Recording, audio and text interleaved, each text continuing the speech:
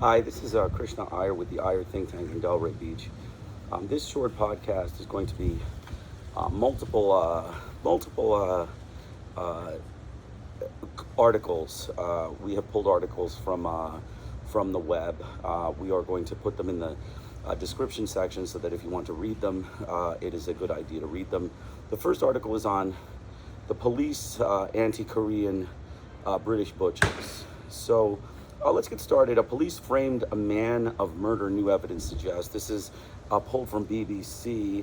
It's British police. A white man, spent 23 years in prison for murder, suggesting that he was framed by police, BBC Panorama said. Police knew the testimony of the main prosecution witness, Omar Benguit, who was, a Islamic man, it looks like Omar, for the murder of a South Korean student, Jong Ok Shin, which was contradicted by CCTV evidence, we have learned. So, 13 other witnesses used to support the prosecution have told BBC the police pressured them to embellish the statements or lie in court. So this is the standard theme of Western hegemony, is we lie in court, we tell fabrications, and we throw away prison. We imprison people, any kind of minority that can go down for a crime against a person. Any other minority, you commit crime against another minority, you go down for the crime because they lie in court.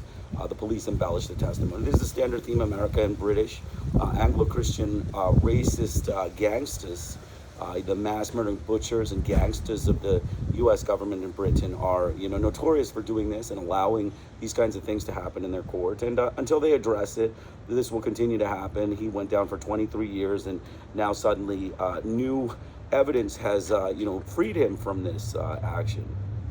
Jong Ok Shin was stabbed to death while she was walking home from a Bernabeth nightclub in 2002.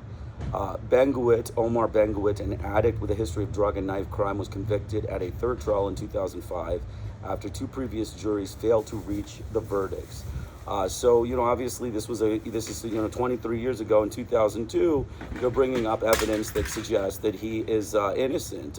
This is, obviously something that is, more major, more grave of a mistake by the British government and the British police than, we can just laugh at.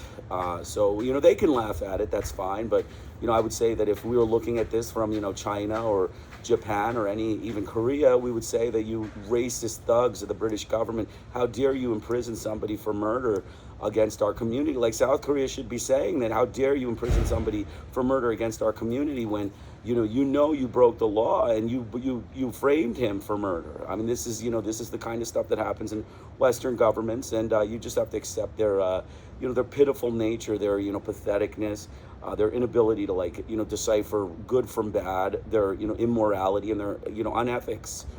This is British and America. These are Britain and America. They can fight it all they want. They can say, all these foreigners want human rights and stuff.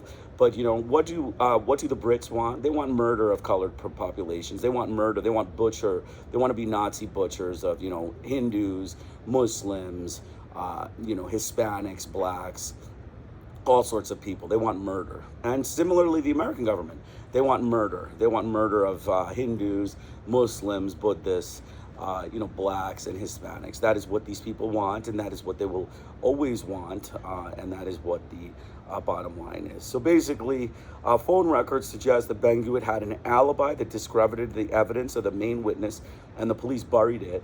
Police built their case around the testimony of a proven liar, even though they knew CCTV footage contradicted her story.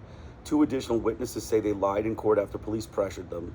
Four more people told the BBC that officers had tried to get them to give false evidence, and they refused. And the evidence of all the key prosecution witnesses has now been undermined or discredited. Witness testimony was crucial to the prosecution as there was no CCTV or forensic evidence linking Benguit to the crime. After viewing Panorama's evidence, retired murder squad detective Brian Murphy called for the independent office of the police conduct to investigate Dorset's police handling of the case. Benguit's conviction was not safe. This cries out for a review without doubt. Des Jensen, Benguit's barrister, said that if the police had coerced witnesses to lie, it means that they have manufactured evidence. They've perverted the course of justice. The murder led to intense pressure on Dorset police because Bournemouth's economy relies heavily on international students, and South Korean government wanted the murderer caught. The police built their case against Omar Benguit around the testimony of a drug addict who we are calling BB for legal reasons. She had driven Benguit and 3 other people on the night of the murder.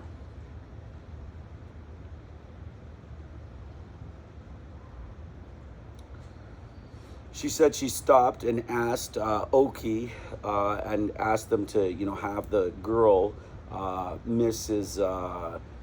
The Korean student, come to the party, and the Korean student refused, and so then, he stabbed her. He stabbed her. Basically, he had stabbed her. She said Bibi had a history of making false allegations, and her account contradicted Oki's dying testimony that she had been stabbed by a single masked attacker. Bibi also changed her story, initially accusing 2 other men before naming Benguit in her 3rd statement to the police.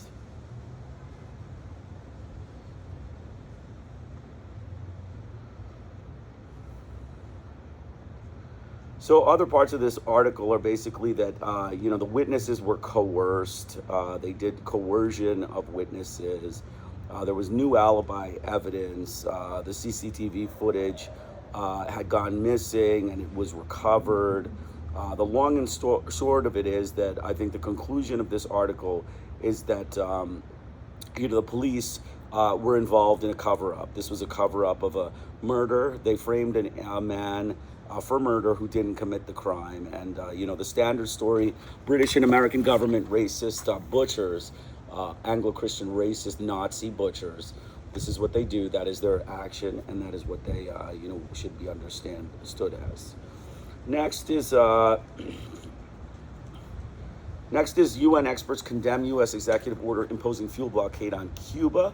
UN human rights experts today condemn the executive order issued by President of the United States on the 29th January 2026, declaring a purported national emergency and authorizing the imposition of trade tariffs on imports of oil from 3rd countries to Cuba. The U.S. executive order imposing a fuel blockade on Cuba is a violation of international law and a grave threat to a democratic and equitable international order, the experts said. It is an extreme form of unilateral economic coercion with extraterritorial effects through which the United States seeks to exert coercion on the sovereign state of Cuba and compel other sovereign third states to alter their lawful commercial relations under the threat of punitive trade measures. The experts stress that characterizing Cuba as an unusual or extraordinary threat to the national security of the United States and accusing the country of supporting transnationalist terror groups lacks credibility and appears designed to justify the use of extraordinary and coercive powers. In the absence of authorization of the UN Security Council, the executive order has no basis in collective security and constitutes a unilateral act that is incompatible with international law. So basically, Donald Trump's crime here is pretty straightforward. He's a war criminal. We know that. This man who's trying to seek the Nobel Prize for the 3rd time, he's again politicking the standard American politicking for the Nobel Prize using, some racist board of peace, bogus organization, bogus, conflicts that he's solved in, Malaysia and Thailand and, the Southeast Asia. He brokered a deal between Cambodia and Thailand is what we say. He is a racist thug. He is a mass murdering butcher. He is nowhere near the capacity of getting a Nobel Prize. But we will do a little short thing on this as well.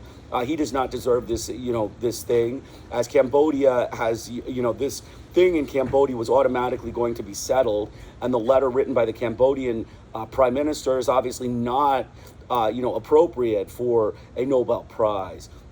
More importantly, he has been responsible for mass murder and mass butchery since that Cambodia, Thailand thing, including Venezuelan abduction, criminal thuggery by the U.S. government. So his sights on this prize is an American pretension for some sort of prestige as a result of being Nazi thugs. Like Nazi thugs of the American government and the American public want prestige for the U.S. of A. This is a racist prize. If this is what they're calling a peace prize, this is a racist farce of Anglo-Christianity.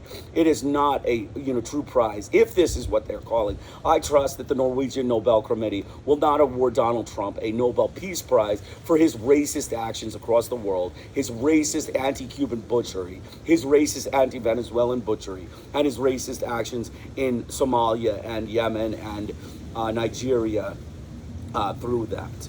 So basically, the executive order directly violates the principles of sovereign equality, non-intervention, and self-determination, essential pillars of a democratic and equitable international order as reflected in the UN Charter, circumventing multilateral frameworks governing international trade and security, including the World Trade Organization. They expressed deep concern about the foreseeable humanitarian consequences of restricting fuel supplies to Cuba through coercion of third states. Cuba is already experiencing severe energy shortages due to previous U.S. sanctions, with blackouts lasting up to 20 hours in many areas, affecting refrigeration for food and medication and contributing to public health crisis. Fuel is indispensable for electricity generation, water and sanitation systems, hospital, public transport, and food production, including irrigation, harvesting, refrigeration, and food distribution. Interfering with fuel imports could lead to a severe humanitarian crisis with knock-on effects for essential services, the experts said.